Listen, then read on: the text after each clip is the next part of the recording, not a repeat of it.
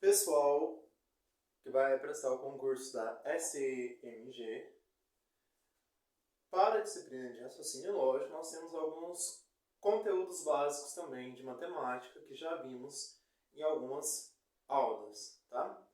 Vamos aqui relembrar alguns conceitos importantes. Quero relembrar com vocês o que são conjuntos.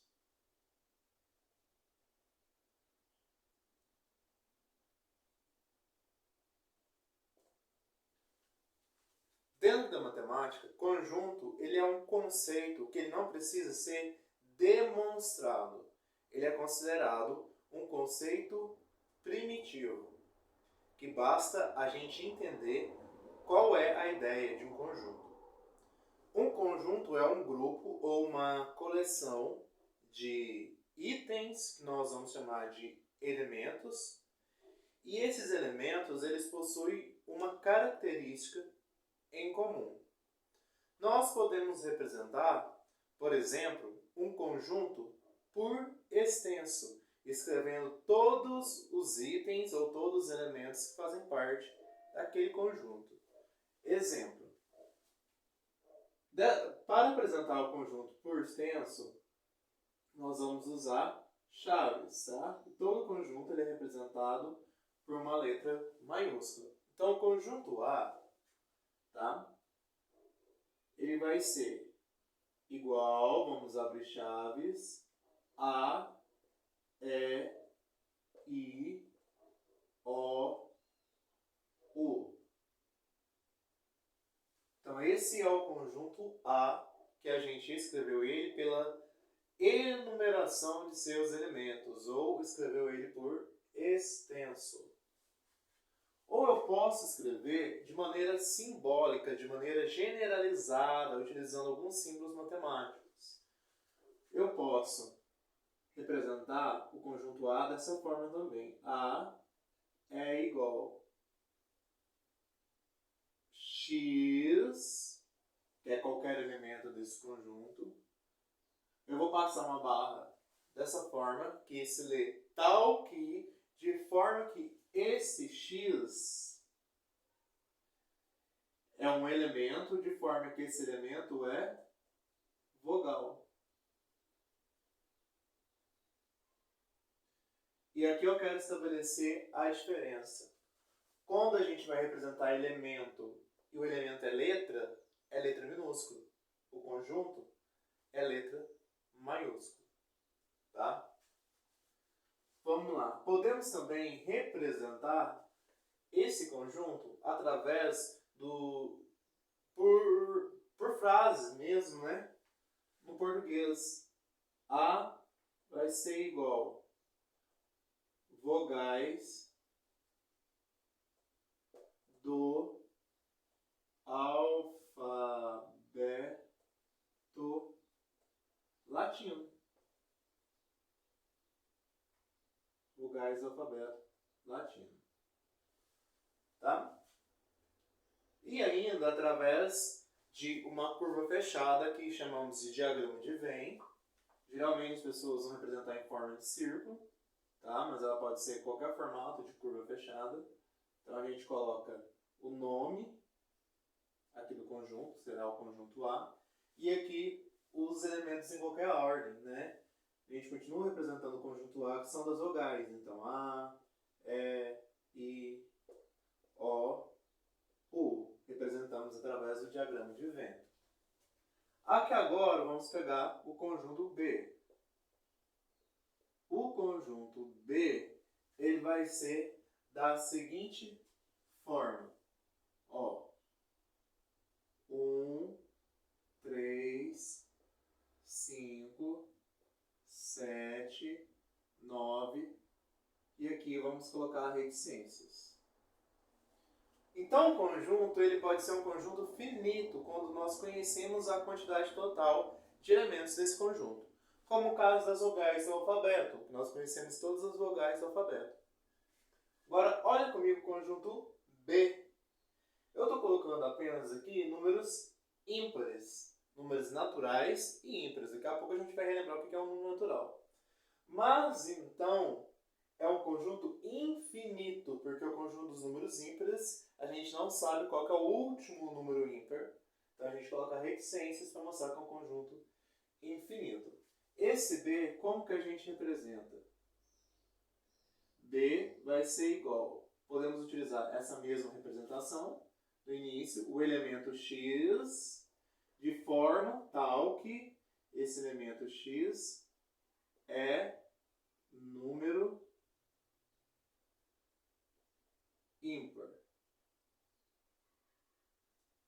Vamos colocar ímpar positivo, porque não temos nenhum sinal negativo. Depois a gente entra na parte dos conjuntos. Vamos colocar representado assim, que também está valendo. Ou, igual escrevemos aqui, A é igual a números ímpares maiores do que zero, números ímpares positivo, né? E pode representar por diagrama de Venn? Até poderíamos, mas como é um conjunto infinito, a gente não consegue representar ele no diagrama de Venn, né? Não há essa possibilidade aí. Vou dar uma pausa, apago o quadro e já volto. Dois conjuntos especiais, o conjunto unitário e o conjunto vazio. Vamos lá. Conjunto unitário, por exemplo, é o conjunto C, que, de forma matemática, vamos escrever da seguinte forma. X tal que x é par e primo. Esse e ele vai significar que o elemento ele possui as duas características ao mesmo tempo. Ele precisa ser ao mesmo tempo par e primo. O único número primo e par que temos é o 2. O conjunto formado de apenas um elemento ele é chamado de conjunto unitário. Qual que é a ideia de conjunto vazio? Por exemplo, o conjunto D.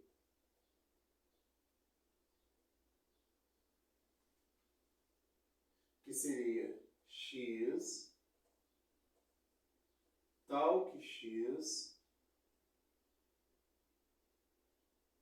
é ímpar e divisível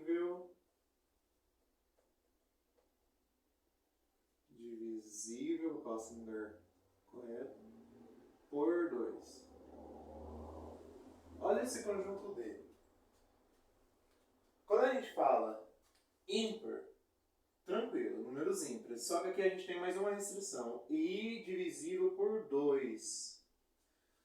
Número ímpar, ele nunca vai ser divisível por 2. Quando a gente fala divisível, é que se a gente dividir por aquele número, a divisão vai dar uma exata.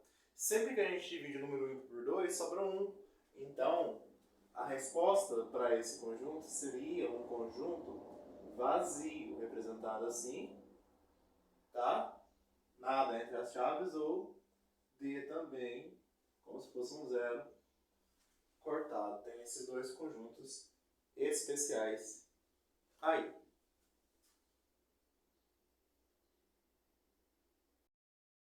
Continuando aqui, rapidinho, eu quero estabelecer com vocês a diferença entre esses dois tipos de relação. A relação de pertinência contra a relação de inclusão, tá? Para a relação de pertinência, nós vamos utilizar os símbolos pertence ou não pertence. Para a relação de inclusão, o símbolo está contido ou não está contido. Bom, qual é a diferença do uso desses símbolos? Vamos lá. Primeiro, pertinência. Relação de pertencimento é a relação entre um elemento e um conjunto. Por exemplo, a gente tem um conjunto A, que é formado pelos elementos 1, 2, 3 e 4. E o conjunto B, que é formado pelos elementos 0 e 5. Tá? Então, eu vou ter, em primeiro lugar, um elemento, depois um conjunto. Tá? Elemento e conjunto, sempre nessa ordem, Eu vou relacionar um elemento a um conjunto em relação de pertinência.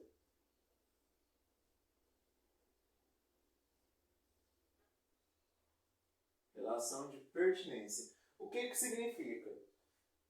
Então, para utilizar o símbolo pertence ou não pertence, vamos lá. O zero, ele pertence ao conjunto A, ou seja, ele faz parte, ele está dentro do conjunto A. Então, a gente vai lá no conjunto A e observa que ele não faz parte.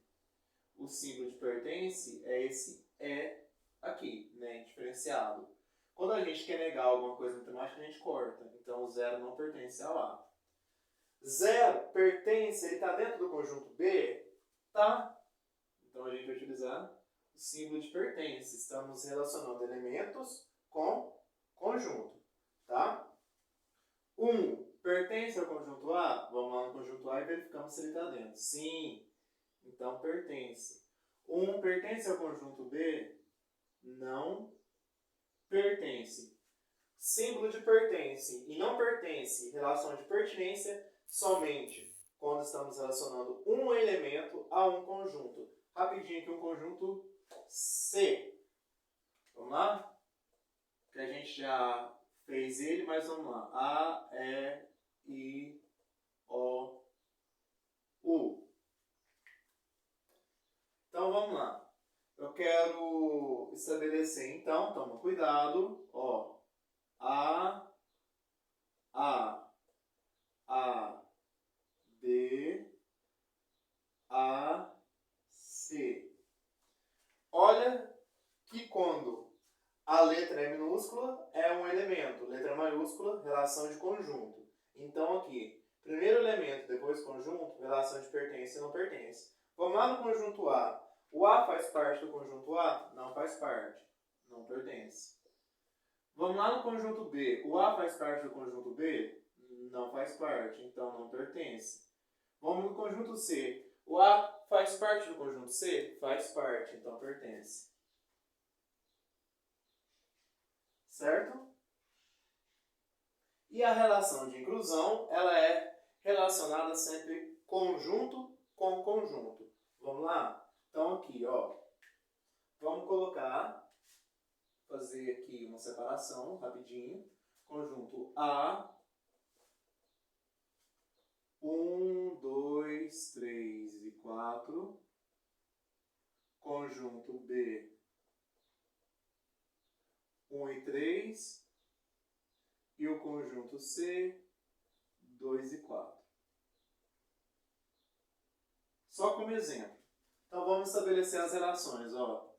A, B, A, C, B,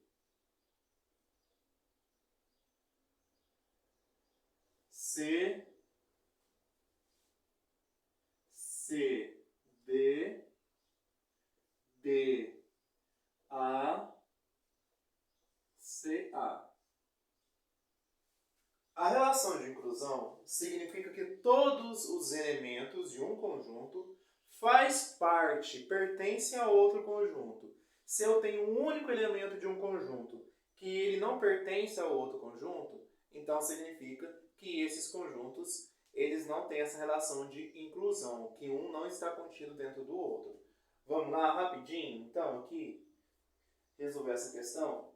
Então, vamos olhar se todos os elementos de A, eles fazem parte do conjunto B. O 1 faz parte, o 3 faz parte, mas o 2 e o 4 ficam de fora. Então, a gente vai utilizar o símbolo de não está contido, que é aquele C cortado. Tá? Não está contido. Entre o B e o C, todos os elementos de B estão em C? Não. Não está contido. Entre o B e o A, todos os elementos de B, está em A? Sim. Então está contido. Todos os elementos de A estão em C? Não, não está contido. Todos os elementos de C estão em B? Não, não está contido. Todos os elementos de C estão em A? Sim, está contido. E ainda aqui, rapidão, temos os símbolos de contém e de não contém. Símbolo de contém é o seguinte, quando eu falo que o primeiro conjunto contém o segundo, ou seja, o segundo faz parte do primeiro. Então, nesse caso aqui, ó, o A não está contido em B, porém A contém B, certo? E nesse caso aqui, o A não está contido em C, porém A contém C. É isso aí. Esse vídeo foi um pouco mais demorado, mas deu pra gente rever bastante coisas.